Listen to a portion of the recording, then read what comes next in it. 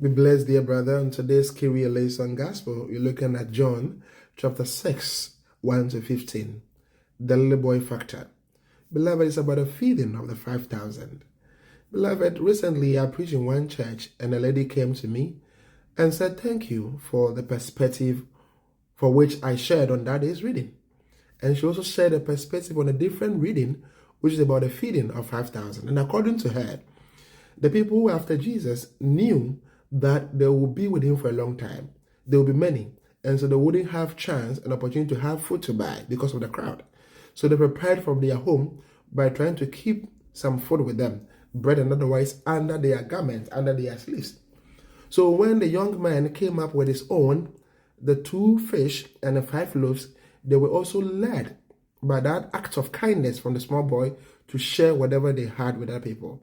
And that's how come many were fed and many were left.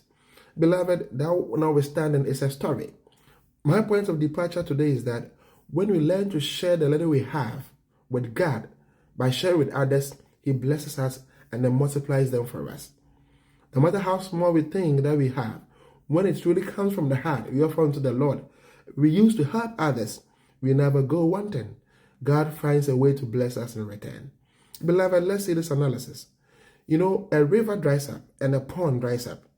A river could dry up quickly and a pond will take time to dry up. But because pond does not flow and it has its own to itself, when it dries up, it cracks. It dries hard.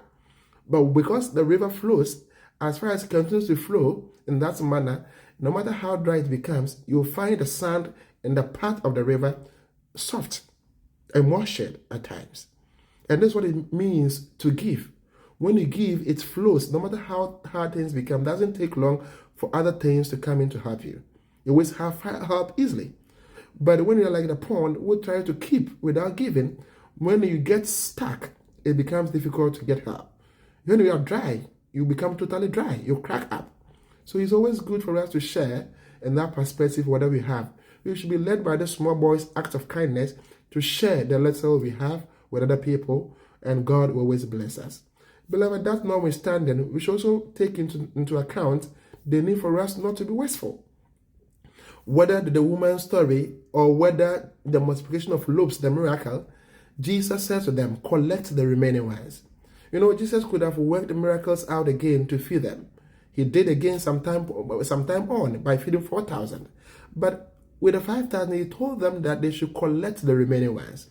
It doesn't matter how much you make. It doesn't matter how much you have.